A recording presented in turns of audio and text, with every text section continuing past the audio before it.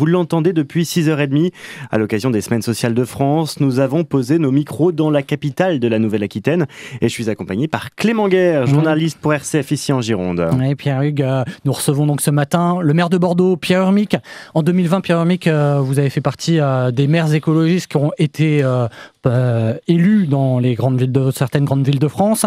Ça faisait 70 ans ici que la droite était au pouvoir depuis l'élection de Jacques Chaban-Delmas en 1947, Pierre-Hugues. Bonjour Pierre Urmic. Bonjour. Et merci d'avoir accepté notre invitation d'accueillir ici aussi la matinale à Bordeaux. Comme Clément le disait, vous êtes écologiste en ce moment à 7000 km d'ici, 6996 très précisément, j'ai vérifié ce matin. La ville de Belém accueille un grand rendez-vous pour le climat, la COP30. Est-ce que vous, l'écologiste, vous croyez qu'il peut encore se dégager quelque chose de bon de ces COP ? Alors, c'est vrai que ces COP sont des grandes messes et je trouve que depuis la COP 21 de Paris, les résultats s'avèrent souvent décevants. Il y a de grands absents, notamment à cette nouvelle COP. Les États-Unis, la Chine, j'ai envie de dire, les grands pollueurs sont absents. Donc, malgré les grands espoirs suscités par la COP 21, depuis, on assiste plutôt à un désengagement de la part d'un certain nombre d'États.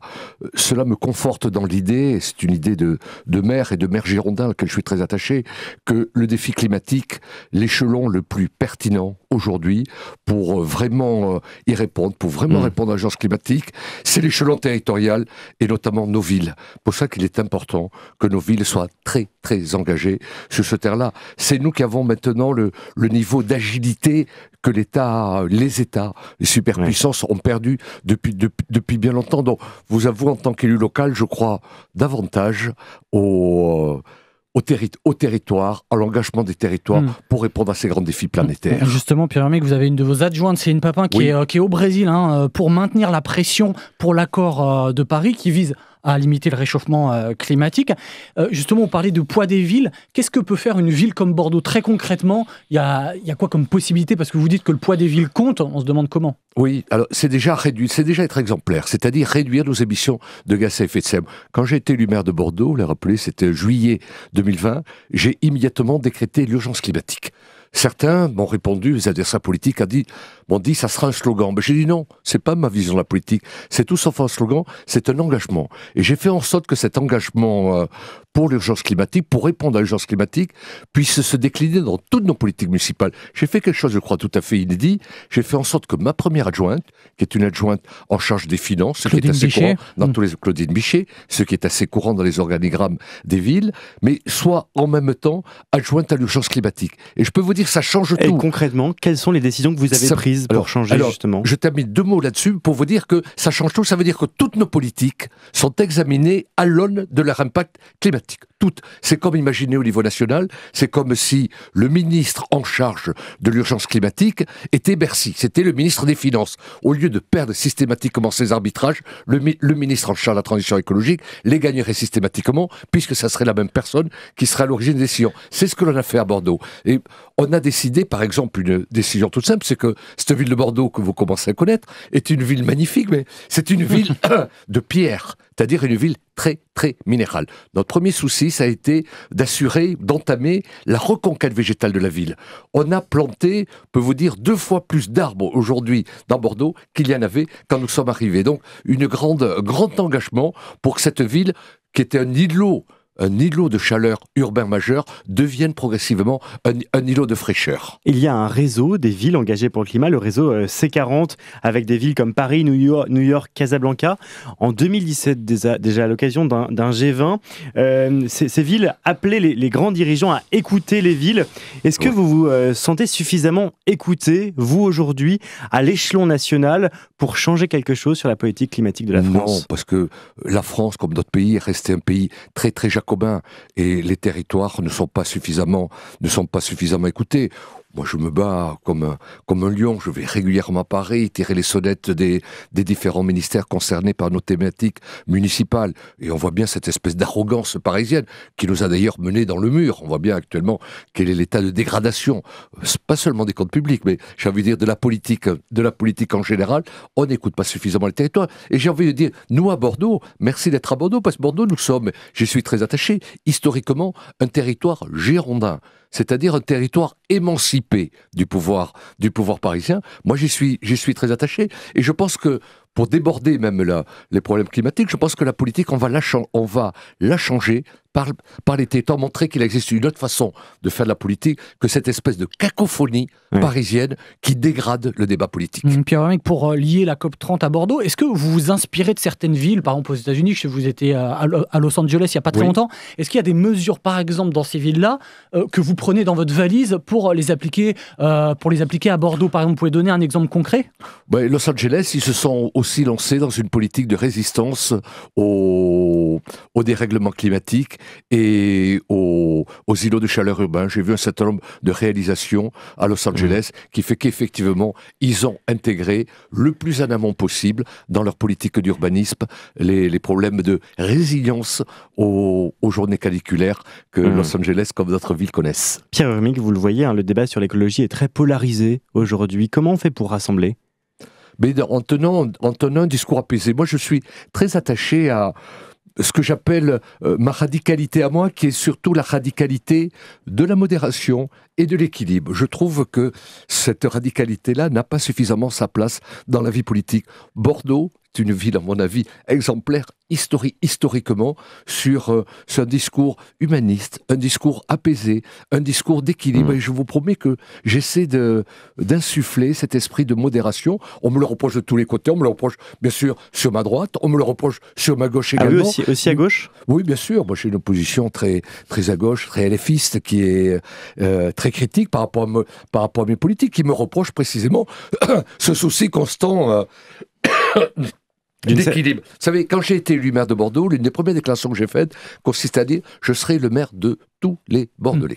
C'est-à-dire pas le maire d'un clan, d'un parti ou d'électeurs, mais de tout. Cela vous oblige en permanence à faire, vous savez, ce que j'appelle un arbitrage entre mon éthique de conviction et mon éthique de responsabilité. C'est Max Weber qui a posé le débat politique en ces termes-là, et je vous promets que je m'inspire beaucoup de cet équilibre à trouver entre l'éthique de conviction et l'éthique de responsabilité. Pierre Hermic, vous parliez des planter des arbres tout à l'heure. Votre opposition, par exemple à droite, dit que les mesures écologiques, elles se voient pas à Bordeaux, on ne voit rien, c'est pas quelques arbres qui vont changer les choses, ça c'est ce qu'on entend. Est-ce que vous pouvez donner une grande mesure que vous allez mettre en place si par exemple vous continuez un deuxième mandat? Il n'y a pas que les arbres. Les arbres, c'est les arbres qui cachent la forêt. Je ne veux pas caricaturer, comme le font certains, notre politique à ça, mais je note quand même qu'on a doublé le nombre d'arbres dans le patrimoine public bordelais. Je pense que c'est assez significatif. Mais l'écologie, c'est pas ce qui se voit. C'est l'école du long terme. Ça change un peu de politique, un peu de l'état spectacle. C'est pas l'écologie. C'est pas le temps de l'écologie. Il faut un deuxième mandat. Il faut un deuxième mandat, je suis d'accord avec vous, pour que l'écologie s'installe durablement dans cette ville de Bordeaux. Vous annoncez que vous partez pour un deuxième mandat? Non, c'est pas forcément moi qui ferai un deuxième mandat, mais en tout cas, je souhaite que ce deuxième mandat soit résolument écologiste et que la trajectoire, parce que c'est une trajectoire que l'on a changée en 2020, elle puisse se poursuivre. Si nous sommes à Bordeaux, c'est pour les Semaines sociales de France, consacrées à l'intelligence artificielle. Alors, c'est un grand rendez-vous de la pensée sociale chrétienne. Défis éthiques pour la démocratie, cette intelligence artificielle à ce titre. La démocratie est-elle en danger ici à Bordeaux à cause de ces outils modernes ? Je pense que la démocratie est en danger globalement, nationalement. Moi, je suis très fidèle à la pensée de celui qui a été mon professeur, qui s'appelait Jacques Ellul, qui est une référente quand on parle de technique. Théologien protestant, professeur de droit, de sociologie, enfin un homme extrêmement important dans ma maturation intellectuelle. Et Ellul s'est beaucoup battu toute sa vie durant contre ce qu'il appelait le bluff technologique, l'emprise technologique, et nous disait il faut se doter d'outils pour résister, non pas la technique en tant que telle, mais toute la religiosité qui est autour de le fanatisme. Qu'est-ce que vous entendez par la religiosité technologique ? C'est-à-dire qu'on interroge la technique, on ne parle que de ses bienfaits. On ne parle jamais des effets pervers et des effets négatifs de la technique. Et lui disait, il ne faut pas voir que les avantages que peut nous rapporter la technique, il faut voir tous les inconvénients, notamment les atteintes aux libertés que le système technicien nous impose tous les jours. Et je trouve les semaines sociales sont en plein dans le sujet. D'ailleurs, j'ai vu qu'il y avait un atelier qui plancherait sur la pensée de Jacques Ellul. Donc je trouve tout ça, et même l'esprit, j'aimerais que ces journées sociales soient aussi inspirées par la pensée de Jacques Ellul. Moi, j'ai été très frappé. Alors, Ellul a écrit une 50aine de bouquins, dont la moitié à peu près des livres de théologie. Il y en a un qui s'appelle L'Espérance oubliée, qui est un ouvrage fabuleux, dans lequel il fait la différence entre l'espérance et l'espoir, peut-être entre l'espoir et l'espérance. Il dit que l'espoir, c'est la passion des possibles, tandis que l'espérance, c'est la passion de l'impossible. Et moi, j'aimerais que nous nous retrouvions entre passionnés de l'impossible. En tout cas, pour moi, la politique, c'est cette passion pour l'impossible. C'est, pour faire une autre référence, quelqu'un qui m'a beaucoup marqué, comme vous peut-être, c'est Albert Camus. Dans Caligula, Albert Camus nous dit « J'ai compris l'intérêt du pouvoir ». C'est la recherche de l'impossible. Et j'aime bien cette notion d'engagement. Il faut s'engager pour rendre concret l'impossible dans nos vies, dans nos villes et plus globalement dans nos sociétés. Et justement, sur l'intelligence artificielle, Pierre Urmic, comment on fait pour désacraliser la technique, la machine et garder l'homme au centre de tout ça? Comment on fait selon vous? Il faut beaucoup de garde-fous. Il ne faut pas laisser les apprentis sorciers seuls. Je suis étonné comme la façon dont le pouvoir politique, même le pouvoir intellectuel, s'empare peu de cette machine en avant qui est devenue l'intelligence. Il ne faut pas avoir peur de l'intelligence artificielle, mais il faut quand même que nous réfléchissions à savoir comment trouver des garde-fous à cette emprise que l'intelligence artificielle est en train de prendre dans nos vies. Pierre Urmic, vous parliez de Jacques Ellul tout à l'heure, il faisait l'éloge de la sobriété. Il y a un enjeu de sobriété aussi autour de l'IA. Oui, moi je suis un adepte de, je pense, la sobriété qui va nous sauver. Je suis plus adepte de la sobriété que de la décroissance. Je parle rarement de décroissance, mais je crois beaucoup à la sobriété. Je trouve le terme trop réducteur. Il y a des choses qui doivent décroître, mais il y en a d'autres qui doivent croître aussi. Moi je suis pour la croissance du bonheur, si vous voulez. Je veux pas qu'on enferme les gens dans les... Sobriété heureuse alors. Alors c'est Ivan Illich, qui est un disciple de Jacques Ellul, parlait de l'ivresse de la sobriété, l'ivresse joyeuse de la sobriété choisie. L'ivresse joyeuse de la sobriété choisie. Je crois qu'on sort toujours grandi de la sobriété, et j'ai la conviction que la sobriété est le meilleur rempart contre l'austérité. Donc je préfère la sobriété choisie à l'austérité imposée. Et c'est pas très vendeur dans une action municipale, la sobriété, chose qui se voit pas comme ça. Est-ce que c'est possible en tant que maire? Oui, moi je suis persuadé que nos concitoyens sont beaucoup plus prêts à faire des efforts que beaucoup de politiques ne le croient. Je pense qu'il faut embarquer, quand vous êtes maire, il faut embarquer vos concitoyens autour d'une vision, autour d'un challenge, et je pense cette vision de la sobriété, qui nous est quand même, il faut bien le dire, imposée par les événements, imposée par le contexte mondial, la sobriété de consommation des ressources naturelles, qui est actuellement en voie de perdition. Donc, je pense que nos concitoyens ont compris l'intérêt d'avoir des modes de vie plus sobres. La sobriété heureuse, un pensée inspiré de Jacques Ellul. Lors de ces semaines sociales de France, l'IA sera au cœur des réflexions. Il y a les défis éthiques, il y a les opportunités aussi. Est-ce que vous voyez tout de même des opportunités à l'usage de l'IA? Bien sûr. Je pense qu'il y a de belles intelligences. Je pense par exemple dans le domaine médical.